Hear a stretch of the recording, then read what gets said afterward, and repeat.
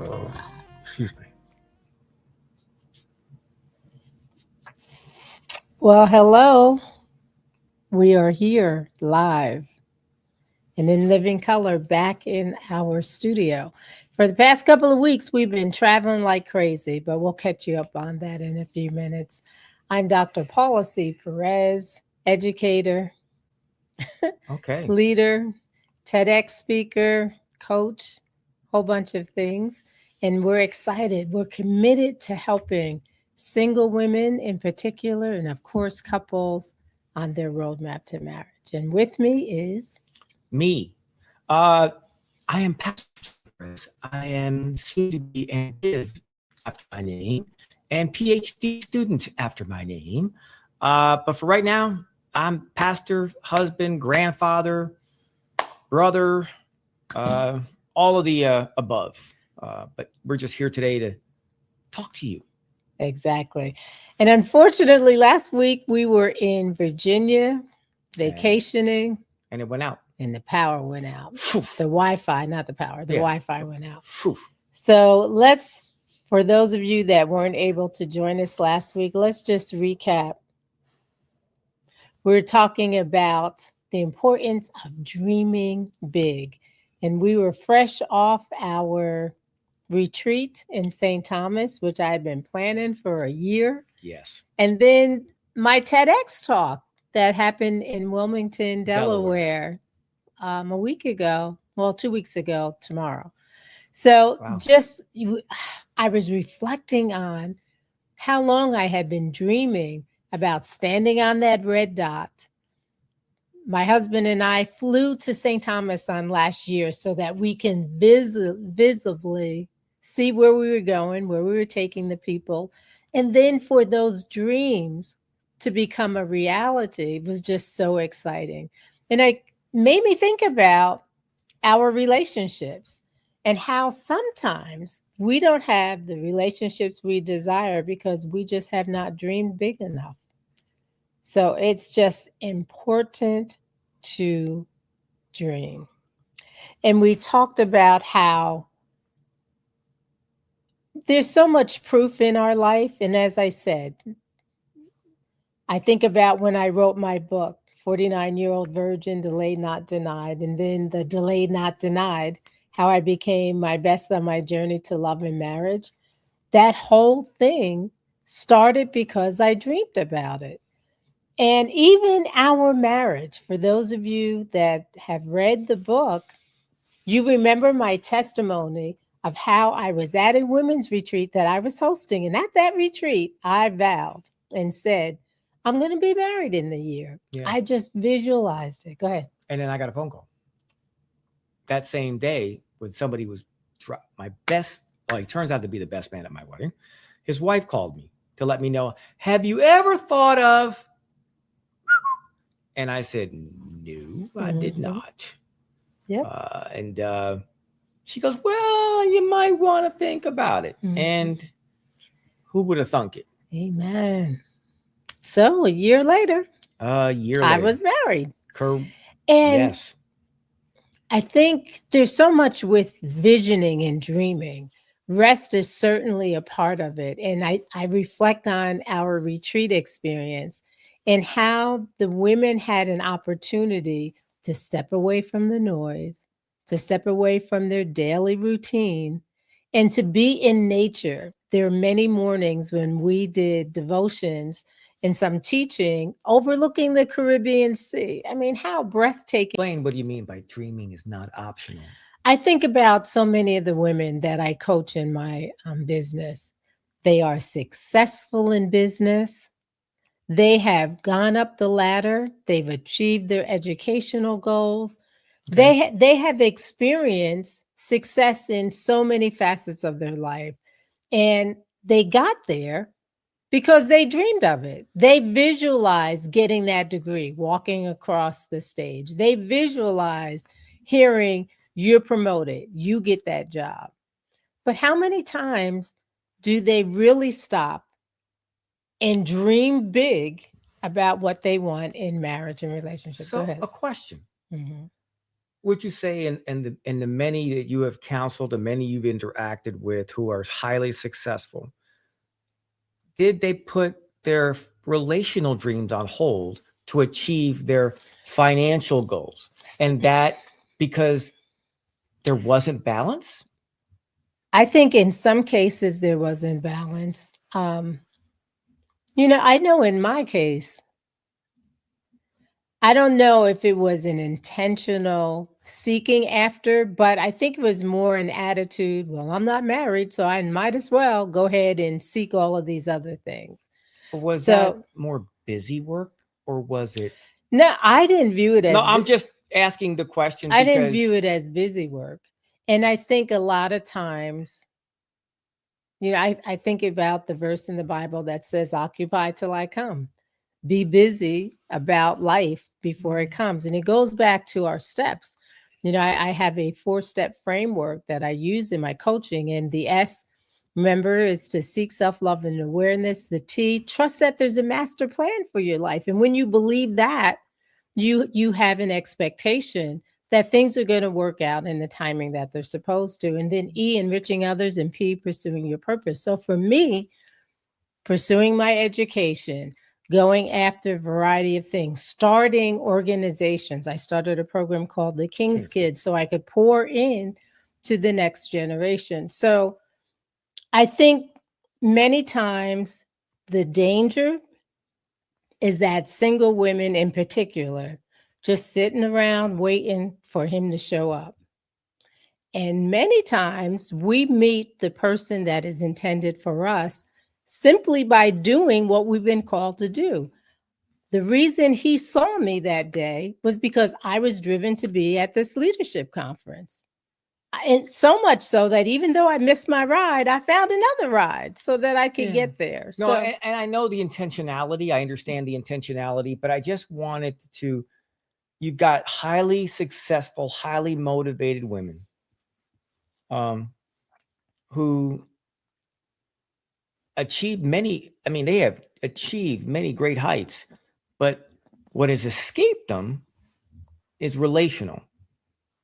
And just as a tip, I mean, I don't want you to give away the store, but how do you address that in your teaching, in your counseling, so that people will say, you know what, I'm really not seeing it that way, or I haven't seen it that way? I think the big thing is our mindset. A lot of times we get to the point where it's been so many years, we've given up and we stop dreaming. And that's what I'm encouraging the women to do, to continue to dream. And you may have experienced past disappointment. We got to be real. Yeah, you may have. But I often think about the importance of reflecting and releasing. So reflect on what happened in the past. Maybe there were bad relationships, but nothing is wasted. What is it that you're going to leave in your past? You're releasing it, you're letting it go. And then what is it that you're going to carry into your future? So maybe the lesson you learned is you got to put up those boundaries. Maybe the lesson you learned is don't settle just because you're getting older. Maybe the lesson is maybe I'm too overly independent. Maybe I need to let down my guard so that a man feels like he can add to my life.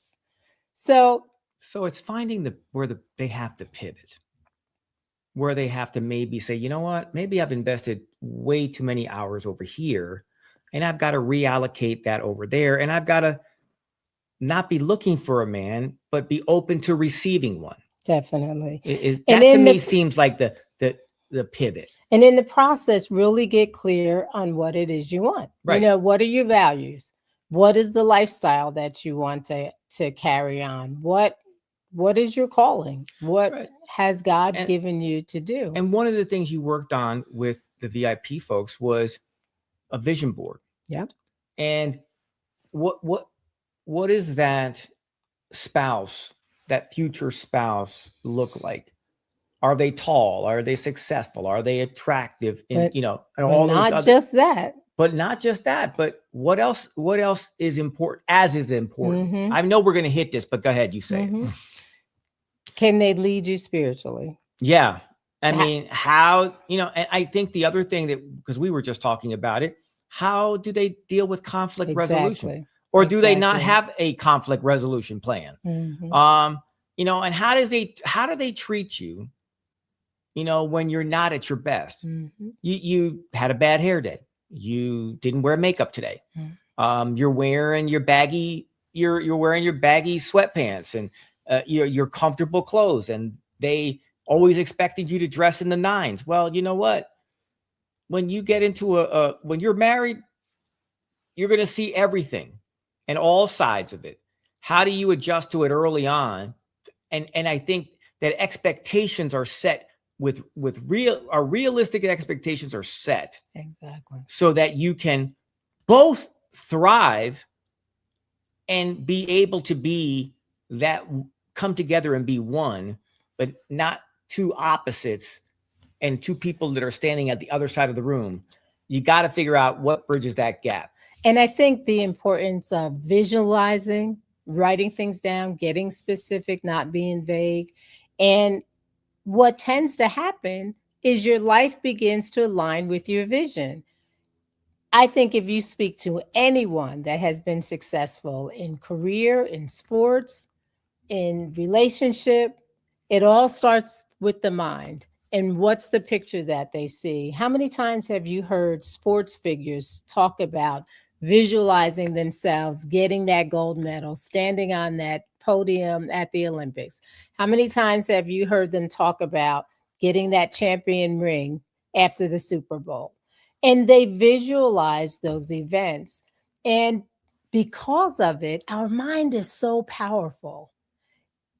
It helps us to adjust and to align our current situation with where it is we want to go. Right. And but I think we have to tell them, look, it goes the other way too. If you say that you're no good, Mhm. you say that you're ugly, you say that you're unattractive, you say you'll never get a man, you'll never do this. And guess what? You're basically, as my wife reminds me, you're speaking this and you're giving it life rather than saying the opposite. Oh, wait, I don't look, oh, I can go to the gym. I don't do this, I can do that. And so there's remedies to the situation if you're willing to find it, or if you're looking at the glass half full and you're waiting to, you know what? I can fix that. Exactly. And one of the things I often say to the women, because I get them dreaming big, I get them thinking about how do you want to be treated? How do you want them to make you feel? What is it that you see yourselves doing together? What is it that you imagine in terms of your daily routine? So I get them thinking. But then I say, so the man that has that type of life, what's he looking for? And do you have that in your life? So it does go both ways. And I think the importance of, first of all, our words have power. Think about how the world was created. God said, let there be, and there was. And I believe we have that same power. And just like I said, I'm going to be married in the year. And it happened, but it didn't happen because I just sat around. I got into motion. I started doing the necessary things to be the woman that he needed when we finally met up. I started saving. I started bettering myself in areas that I felt a wife should be doing. And I couldn't help during that period thinking about it. Didn't say, he that findeth a woman finds a good thing. It says, he that finds a wife. And I think about, wow, am I being wifely in this stage that I am, regardless of who's in my environment, in my sphere? And I learned how to demonstrate those types of attributes to the loved ones that are around me, my father, my brothers, and even friends, learning how to. So let's ask, I mean, what have your dreams been like lately? What have you been dreaming about? What Drop have it you, in the chat. We'd drop it in the love chat. to hear. What have you been asking God? What have you said, I think that's too big. Nothing's too big for God. That's right. But what have you felt that, I can't ask God for this? Well, why can't you? I mean, look, Exactly. if God is really tugging at you to say, okay, tell me what are your dreams and aspirations? Well, Lord, I want to go to an Ivy League school. I want to graduate. I want to go on and get a master's and doctorate. I want to be a physician. Mhm. There's nothing wrong with doing those things. Exactly. And I'll give you an example.